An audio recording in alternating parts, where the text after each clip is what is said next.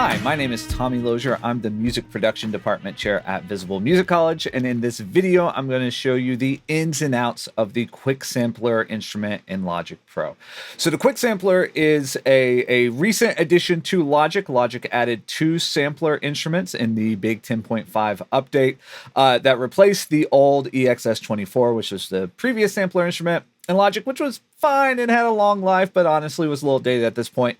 These 2 new samplers are great and do lots of really, really fantastic things. And so really quickly, the difference between the two, the sampler plugin, just called Sampler, it's really designed to build instruments with multiple samples, multiple audio files, lots of different triggering layers and all that kinds of stuff. The Quick Sampler is designed to work with a single sample or a single audio file, which is actually really, really powerful, is really pretty user-friendly, and for a lot of what you want a sampler to do, it's probably going to do a pretty good job of it. So let me show you some of just the basics of getting set up with the Quick Sampler and then some of the really powerful things it can do. So in the session you see here, I have 3 tracks, all of which have a Quick Sampler instrument already instantiated, but nothing else going on with them. And so we'll start from the basics. I'll show you how to record into Quick Sampler, and then I'll show you how to import audio into the Quick Sampler as well. So let's start with recording some audio in. This is one of the really cool things of the Quick Sampler instrument, is that you can record directly into it. And so up here in the Quick Sampler interface, let me go through the kind of interface really quick. This top section is really going to deal directly with your sample. The bottom section down here is going to deal with modulation, other ways that you can affect the sound of the sample. So for right now, let's just focus up here at the top. And there's a recorder option right here. I'm going to press that recorder tab, and this will allow me to record directly into the Quick Sampler plugin. So I'm going to go down here where you see input. I'm going to select my input 1, which is the microphone I'm using to record right now. So you're going to hear my voice. But what I'm going to do is just record some basic snaps.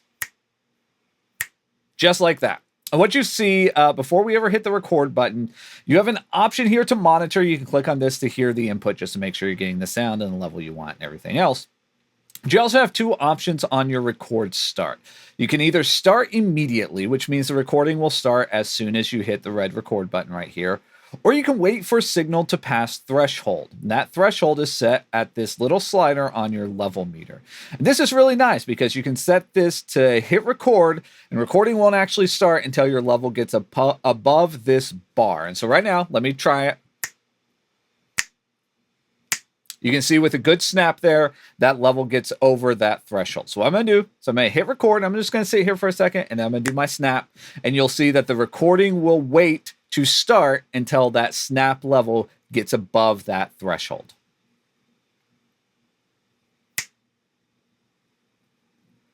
And there we go. We have a snap. We recorded a snap into here, and there it is. And I can now play it back and hear what it sounds like. There's my snap. Pretty cool. A great sample just to start with, just to play around with a little bit. You could do this obviously with drums, with anything sitting around your desk. You can clap your hands. You can do vocal recordings into it to do some sampled slice up recording. It doesn't matter. You can record whatever you want into here. So now that I have that recorded in, one of the things that I notice immediately is that it's way too long. And so there's a big tail here. And there's a lot of noise, and so let's trim that down just so we can make it a little tighter. So there's these handles on either side of our sample area here. That's going to let us really key in exactly where we want that sample to start and end. So I'm going to make this much shorter. Yeah, and that's about how long I want that snap to be. I can zoom in here horizontally to see it a little bit closer, and then just make sure that that's what I want. Yeah. Now I've got a MIDI keyboard right here, and I can trigger this back off my MIDI keyboard and make sure that feels pretty good. Now with that noise, I can add a fade. That's what this little slash handle right here is our fade handle. And so I can add a fade here just to make sure it fades out naturally. And there we go. We've got a nice snap. And now that snap will actually transpose. So as I play down the keyboard, it will play back at different pitches. If I just want to keep it at that one pitch right there, I can play C3, which is the root key there, my middle C, and keep that in time. You'll also notice it's not as obvious on this sample, But by default, samples will both pitch up or pitch down and speed up or slow down. If you go higher in pitch, they'll speed up. If you go lower in pitch, they'll slow down. You can disable that function by turning on your flex here and having this follow your tempo of your session. Then it'll not speed up or slow down. That sample will always play back at the same rate. Doesn't really matter here with a snap, but for other samples, you may really notice that being an issue. All right, so let's look at the different playback modes now. Now that we've got a sample loaded in, we are currently on what's called classic mode, which means when I hit a key, it'll start that sample, and as soon as I let go of the key, that sample will stop. Which for this snap is really quick, and so it doesn't really matter, but I honestly want it to play all the way through every time I hit the key. And so I'm going to choose one shot. What one shot does is it'll play back the full sample every time you hit the key, regardless of when you let go of the key. And so I'm going to do the same thing, drag back this fade here, and now I don't have to hold the key the full sample length for it to play back that full sample, which for things like drums or snaps or hand claps or anything like that is probably where you want to be if it's a single sound, a single sample that you're playing back. And so there we go. We've got a decent little snap built up, and we can use that layered in at different pitches where we'd want in our arrangement. Let me show you a couple of other cool things you can do here. So let's do one more percussive thing, and this time I'm going to load in a loop. And so I'm going to open up my Apple loops over here, and I've got a couple loops that I know work pretty well. This first one is called down tempo vertical beat, and so I'll play a little bit of it so you can hear it.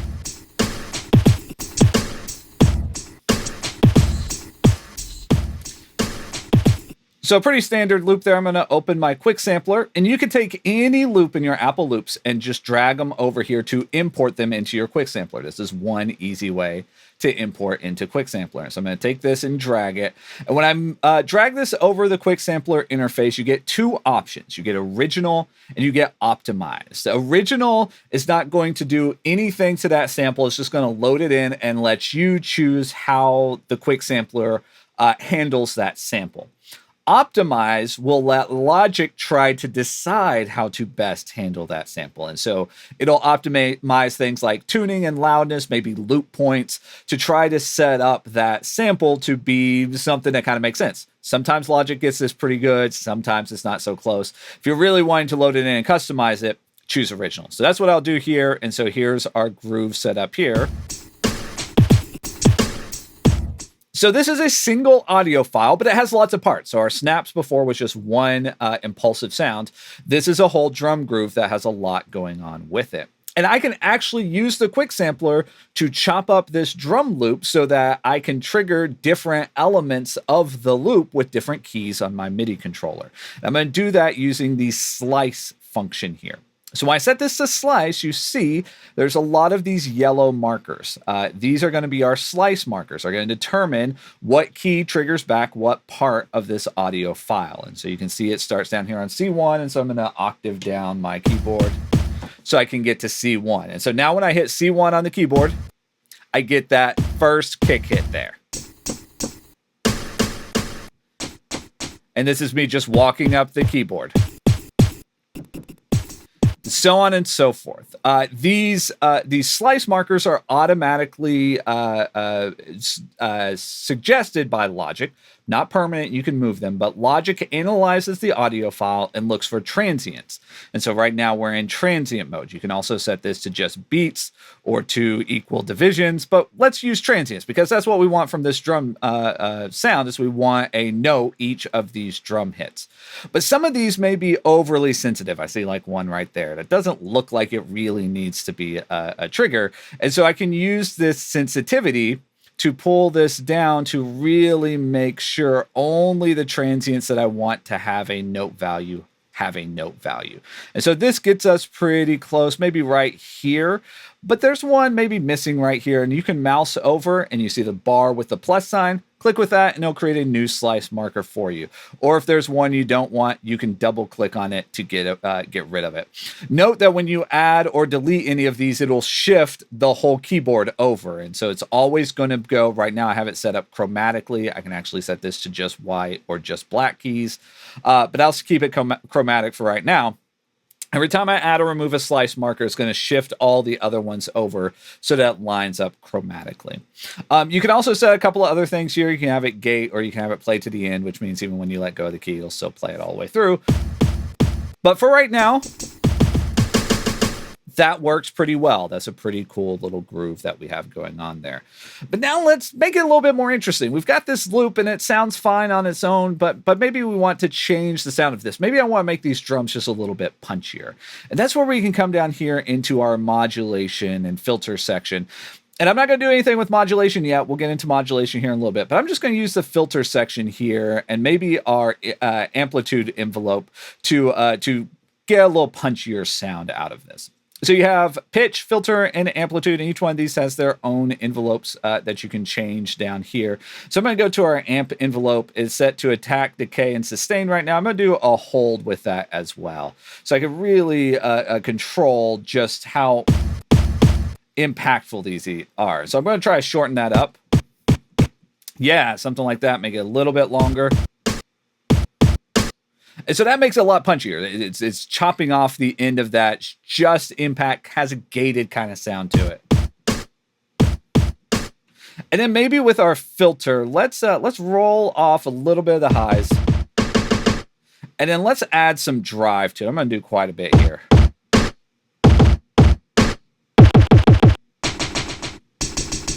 Yeah, those are pretty cool. And I can change the filter shape, the curve, how steep the curve is of the filter. I can even do band pass or high pass instead of low pass filters. And so maybe play around with a couple of those different filter shapes. I can add a little bit of a resonance peak. Ooh, that's a lot. I'm going to back that off a bit, back off our drive a bit. Yeah, that's made it a lot punchier. And so here's without all the filter, and here's with the filter. Lots of impact on that. Now it's pretty loud. Maybe I want to back off the overall volume over here. But that's a pretty cool tone. And that was utilizing our filter and amplitude section down here, changing the envelope, changing those filter sections, much like you would do on a synthesizer, but applying those principles now to an audio sample that we've loaded in. Let me show you a couple more here. I'm going to find another tone that we can bring in here. So with this one, I'm going to show you a different way you can import in. I'm going to click and drag it over here and drop it underneath my other tracks. And you'll see when I hold it over here, I get options for quick samplers, drum machine, alchemy, or sampler. And this will load up any of those instruments, whatever I drop it on. With the quick sampler, I get the option again for original and optimized. And again, I'm going to opt for original here. That's what I'm going to do most of the time. Pulls it open as a slice. That's not actually what I want. So I'm going to click over here on classic mode. Remember, classic mode is just going to play as long as you're holding the key down. And then it's going to stop playback when you release the key following your amplitude envelope down here, following that little bit of release that we have set right now. But what I want to do with this is take it and create just one note that I can play up and down the keyboard, but it's going to loop with a kind of continuous sustain as long as I hold down that key. So classic mode works well for that because it's going to continue to play back as long as you're holding down the key, but it's going to enter that release phase as soon as you let go of the key. And I want this to loop. So I'm going to come down here to where it says loop. I'm going to set up a forward loop. You can also do a reverse loop or an alternate loop, meaning when it gets to the end of the loop, it'd play in reverse or it'd bounce back and forth. But I just want it to loop forward over and over and over. So that's why I'm going to set it to forward here. And I want to set this up so that it loops in time. So let me turn on my flex and follow tempo down here. And that it's going to loop right before it changes chords. So if I play this note, you can hear right there, it changes notes. And so I'm going to take my snap, first of all, and set this to beat. So I can make sure I'm really looping this exactly where I want. And I'm going to set this to loop right after bar 4, right at the end of bar 4. So we get this 4-bar loop. So now if I hold down the key,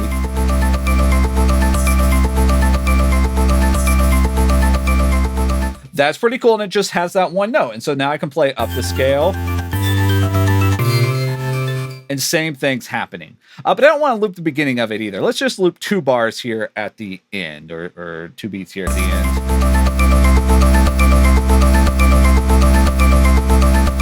Yeah, that works really well. And now I can play that across my keyboard. Playing chords on it sounds really, really bad, so I'm not going to do that. But I can play single notes and trigger back that whole chord. and have it loop really consistently here. I could set a little bit of a crossfade in here if I want a little bit of a crossfade just to seam up any clicks or pops that happens at the loop point. I actually don't like that right here because it kind of swells a bit. I could make that smaller by changing to, say, 0 crossing and make that a much smaller crossfade. And that sounds a little bit better. So now we've got a looping part here. And I'm going to zoom in. Let's zoom in close because I don't really care about what's going on for the rest of this. And I can actually even just trim the sample all the way back down here just to our loop area and zoom in here really close and see it. That works pretty well. But now let's have some fun with modulation down here. So the Quick Sampler has built in 2 LFOs and a mod matrix here. In the mod matrix, you have a source and target. You can choose what is going to modulate and what the target of that modulation is. And so I'm going to use these LFOs to do some fun, interesting things here with our loop. And so let's set up LFO1 here. And so that's going to be my source, whatever I have set on LFO1 here. And let's set our target for that to be, let's say, our filter cutoff. And so we'll bring in a filter again. And so here's what it sounds like with the filter maxed out. And then pulling that filter down and back up. And so I'm going to set up this LFO so it's going to modulate that filter. And so in this LFO, let's do we'll do a sine wave. Let's sync it to our tempo. Let's do like a quarter note here.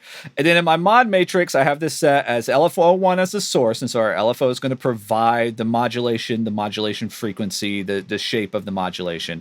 And that's going to apply to our filter cutoff. And now this slider will let me determine how much. You'll see this little red bar appear around our cutoff value here. That's the range or the depth of that filter cutoff. So now when I press the key, you can hear that very obvious filter sweep. Let's make it a little bit less obvious than that. Yeah, now we've got some movement in that. Let's say we want to do LFO2. And for this one, let's apply it to the panning of it. So now we're going to be bouncing around in our stereo field. And so on LFO2, what I'm going to do, turn it on, click on it. There we go. This one, I'm going to choose a random. And so this means that it's going to be kind of a square wave shape, kind of binary, but it's going to pick random levels to jump around at, depending on whatever that depth is I assign. I'm going to sync it again, and let's do quarter note again, just to keep it kind of in time with our filter movement here. And then I'm going to take this and I'm going to set it to about there. Let's see what happens.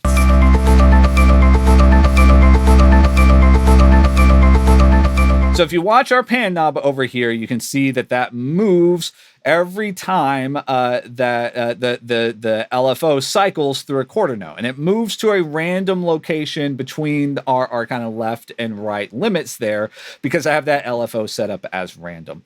I could use these LFOs in different shapes. I can add in fades to them. I can change the phase on them. I can do all kinds of stuff. And in this mod matrix, I can use a billion other things to modulate the signal, including things like your pitch bend or your mod wheel or the velocity of which you hit the key.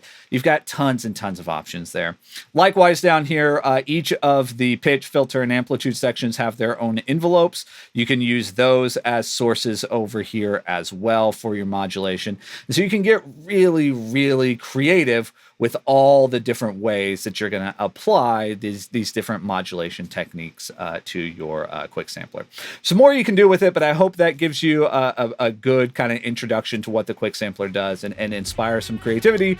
Pull it up, play with it, record some stuff in, or drop some loops in, and just go have fun making music.